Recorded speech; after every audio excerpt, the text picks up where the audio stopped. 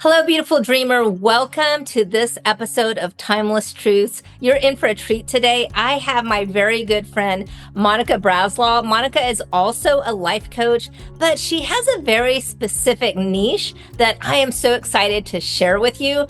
So we're going to dive right in. And after this episode, if you want to find out more, because I'm sure you will, you can find her at monicabraslawlifecoaching.com. Okay, Monica, first of all, I want to ask you to tell the audience, what kind of life coaching do you actually prefer to do? Well, my most preferred life coaching is relationship life coach. I remember being in school and trying to think about what is my niche going to be, because everybody was developing theirs. And I thought, well, just work with women, and which is great. I could do women one-on-one, but quickly I decided that there was a relationship life coaching class. Once I took it, I was sold. I just said, that's what I want to do. I want to help people develop strong, long-lasting marriages for a lifetime. Wow. And so what does this look like? Like, what is this specialized program or um, relationship life coaching look like? Well, it starts with a program, an assessment called SYMBIS. And so Okay. you use that as an acronym. It's SYMBIS. And it stands for Saving Your Marriage Before It Starts. Wow. And yeah, it's really great. It was designed by a couple. I always tell people they're Christians, but they have these PhD brains. They've been married forever, and they wanted to develop a system to really help these young people get off to a great start. And so this, not only did they develop the assessment, but they have like a book with matching workbooks, which we can talk about later. But the assessment is really neat because the first thing I do with a couple when they're preparing to get married, they come to me, they say, okay, we want to come for pre-marriage life coaching. The very first thing I tell them out of the gate is, okay, I'm going to send you an invitation to take this assessment, but you have to take it separately. You cannot compare answers. That's key because that way when they get the report, it generates like a 16-page report, and the Wow. company emails that to me, and as a facilitator, we're going to meet 3 90-minute sessions and go over that report in detail. So I know this is very powerful, and the reason I do, and the reason I want to share this with everyone, I mean, every time I talk to you, you're constantly booked up, doing this premarital counseling or coaching with couples all the time. But it hit really close to home because you actually did this SYMBIS with my son and his wife before they were preparing to get married. So I remember them talking about it. It was really exciting. Okay, so in this assessment and as you're teaching the course, if like for example, I'm already married and we know like it's just a constant challenge staying on top of things. Are there any communication tips you could give us that maybe make or break a relationship? Oh yeah, so many. But I will begin with this, that one thing that I teach them is that communication and listening go hand in hand. That Mm. those are two key foundational principles of a really strong marriage. And by that, what I mean is, communication can take a lot of different forms, right? And depending on the person and their personality. But the main thing for them to know is that if you shut down communication, you're shutting down your love, basically. Yeah. And especially for women, typically, not always, but typically the woman is the one that wants to communicate. They want to talk about their day, talk about the things that are stressing them out, talk about their goals and dreams. And if a husband's just busy, tired, worn out, and just kind of keeps blowing them off, it's kind of like shutting down their love towards them. Yeah. And so we talk a lot about designing time just to have this rich communication time together, put away distractions. Wait till your partner is home from work and they've eaten, and they're kind of ready to listen to what you have to say. So they do go hand in hand, and by that I mean also listening is it's very active, right? We know that from being a life coach. Yes. Hearing is automatic, but listening is like, okay, I'm intentional. I'm tuned into what you're saying because I love you. Mhm. And another form of communication listening that we really go into great detail about is having healthy conflict resolution. So when we're going over this healthy conflict resolution, I actually have them think of a real conflict so that they can go there emotionally. A real conflict they had that was kind of a big blow up, right? Yes. we can all think of that, right? And I'd say, okay, I'm going to give you some new tools. Uh, and then we're going to reenact this, but don't be embarrassed because I do this all the time. And of course, they get a little embarrassed. But you know what? When they really reenact it with these new tools and ways of thinking and doing, it's like life changing for them. So the main principles of that is when is a good time to talk? There's something bothering me. And let your partner really talk about, okay, maybe when I come home from work, let me eat, let me take a shower, let's put the kids in bed. And I always say, don't ever fight in front of the kids, just put them away, make sure they're asleep or whatever. And then turn off your TV, turn off your phones, all your distractions, right? And then face each other. And then I say the person listening has to hold your heart. Pretend like you're holding heart. So I have this cute little quartz looking heart. And I all just think it's so cute. Yes. It's like, listener, you're holding your partner's heart. And the person talking, you are explaining what's on your heart without accusing them because you don't want them to become defensive. Do you see? There's a lot of thought that goes into this. You have to carefully craft what you're saying. When you did this, it made me feel like that. Or when you didn't take up for me, it made me feel like this. And you give them 3 or 4 sentences, and the person's listening so well, they can almost repeat back, oh, okay, is this what I'm hearing you say? And they can almost mirror back what you said because they were listening. They were holding your heart. They weren't building a case against you in their mind. And they were really trying to listen to you because they love you. Oh, I love that. I love that. Um, do what? I I tell them kind of go back and forth like a ping pong table of communicating that way, communicating, listening, and then you communicate. And is this what you, and how would you like me to handle it next time until you resolve the issue? Yeah. You said Yeah, something. they love it. No, I think you should like have those in your office for sale. What do you? Yes. You should just give them one when they're done with the course. Okay, well, or that. You said something a minute ago, and I don't know if you said craft something, but the way you said it, and you said a couple of other things, it made me think of relationships as a form of art. I mean, the way you're teaching, the way you're making people actually take action to think about things, couples, having that kind of healthy conflict resolution. And a lot of those things are proactive. And I am all about being proactive and not reactive. And we have a lot of relationships out there that live so reactively, and that can be volatile because no one's ever taught them healthy conflict resolution, right? And I feel like we have a lot of relationships that have gone by the wayside because they didn't have this. Exactly. But speaking of art, you shared with me something that you also bring into your teaching, your coaching, and it's a scripture, and it's you found a way to make it visual. So could you share that with us? I'd love to. So there's so many great scriptures on marriage, but this one is one of the ones that I seem to hammer home with them, and it really strikes a chord in their hearts. And it's from Ecclesiastes 4:12, and this is the NIV version. It says, though one may be overpowered, two can defend themselves, and a cord of 3 strands is not easily broken. Wow. So right there, I tell them, okay, visualize a big ship and those big giant nautical ropes you see on a ship. They have the big ball at the end, and it's got this thick braid going down the middle. I said, now picture that being God. He's like the anchor of your marriage.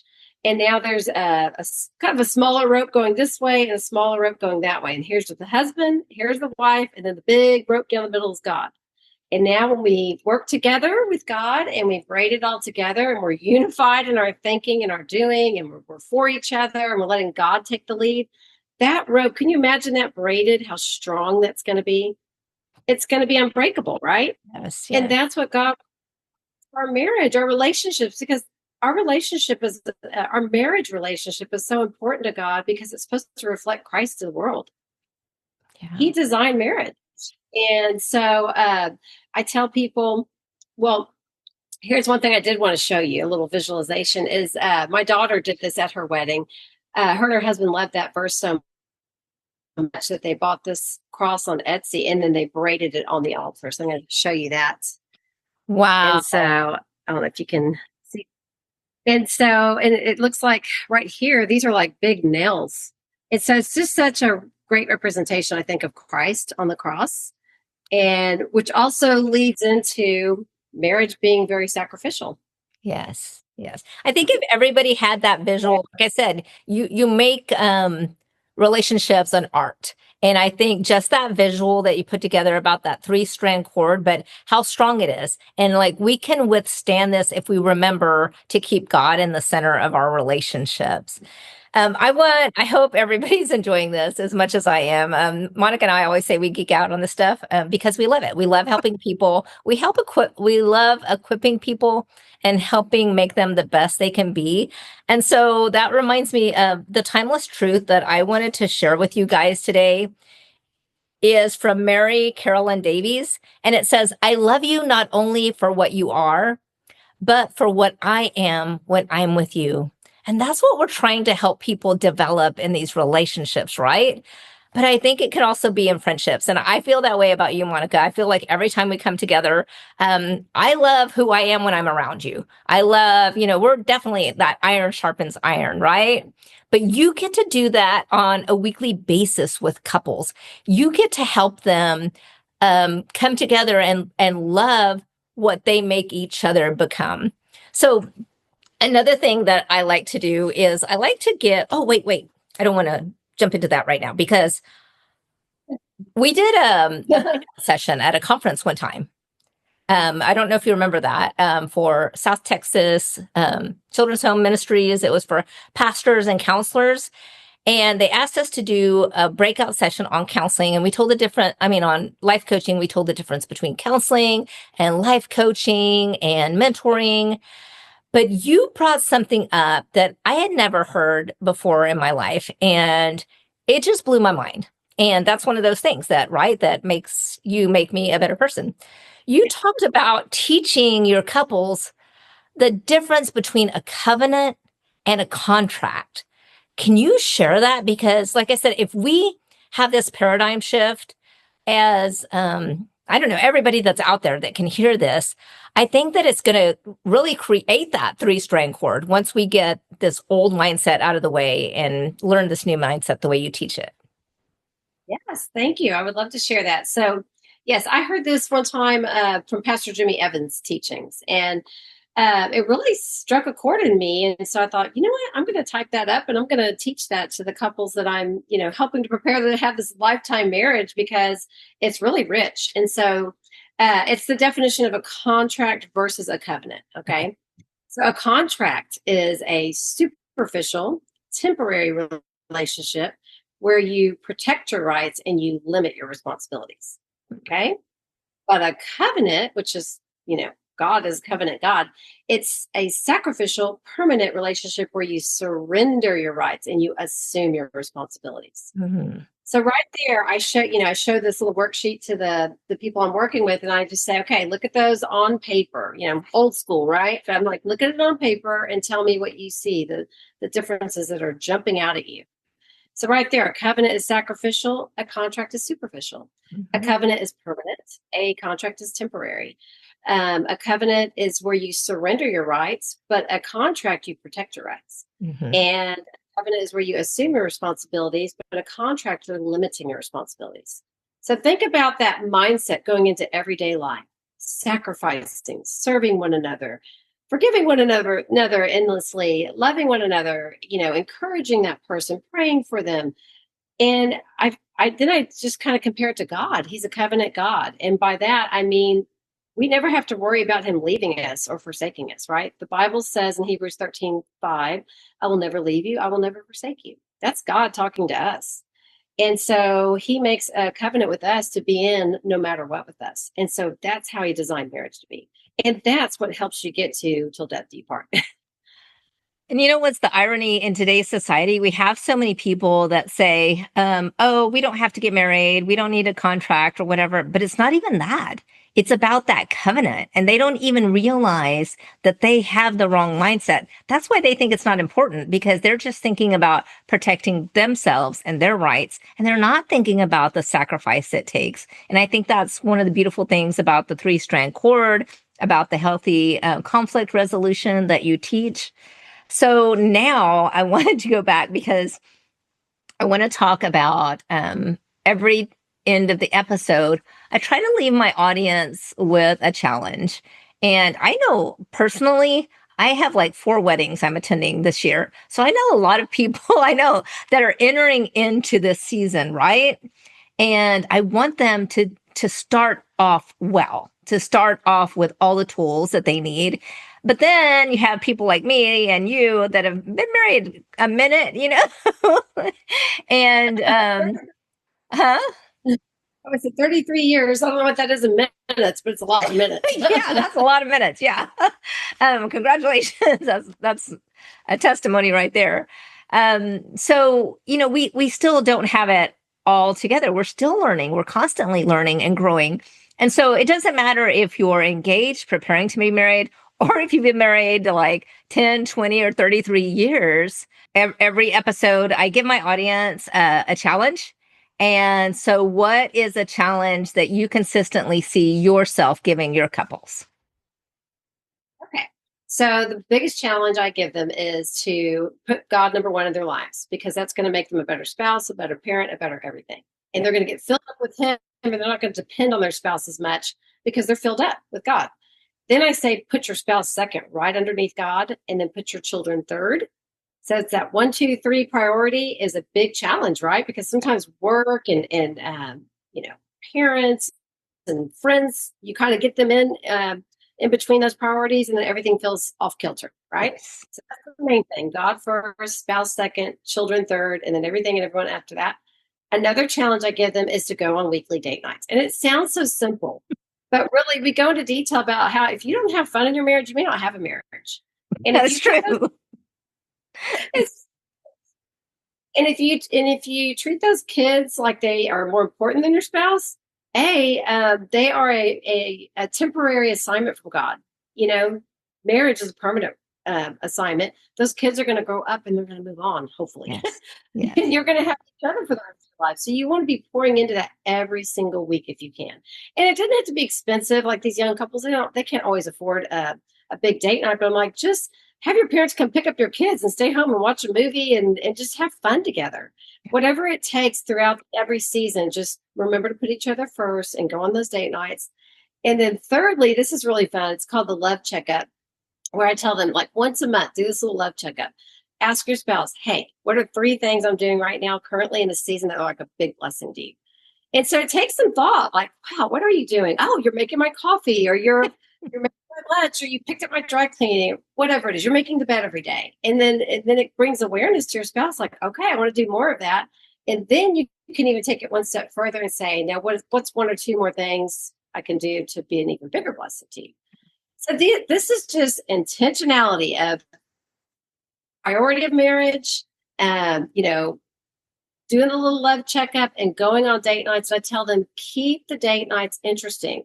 Maybe even come up with your own date nights, put them in a jar. Like you come up with 10, you come up with 10 and wad them up, put them in a jar. And now one person picks out a date night every week. And then you go on that date.